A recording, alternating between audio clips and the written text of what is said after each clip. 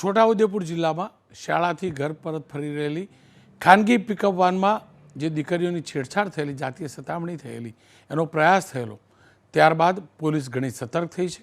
પોલીસે તમામ એ આરોપીઓને પકડ્યા છે જેમને આપણી ગુજરાતની દીકરીઓ સામે આ પ્રકારનું ગંદુ કૃત્ય કરવાનો પ્રયાસ કર્યો હતો. સાથે જ જેવી રીતે ડિવિઝનલ કંટ્રોલર એસટીના જે મેનેજર હતા તેમને કહ્યું હતું એ જ પ્રકારે એ વિસ્તારમાં સ્કૂલના સમયની સાથે મેચ કરીને ફ્રીક્વન્સી બસની વધારાઈ છે. આપ જોઈ શકો છો, બસ ફરીથી ત્યાં વધુ ચાલુ થઈ છે અને સ્વાભાવિક રીતે બસની ફ્રીક્વન્સી પ્રોપર થશે, સમયસર બસો જતી થશે તો જીવના જોખમે આપણા દીકરા દીકરીઓ મુસાફરી નહીં કરવી પડે. સારો પ્રયાસ છે એસટીનો. આશા રાખું આ જ પ્રકારનું ટાઈમ ટેબલ, આ જ પ્રકારનું આયોજન જ્યાં જ્યાં જરૂર છે એસટીની સમય પ્રમાણે એ પ્રમાણેનું ગોઠવાય તો મારો એક પણ દીકરો કે દીકરી જીવના જોખમે અભ્યાસ કરવા જવા મજબૂર નહીં થાય.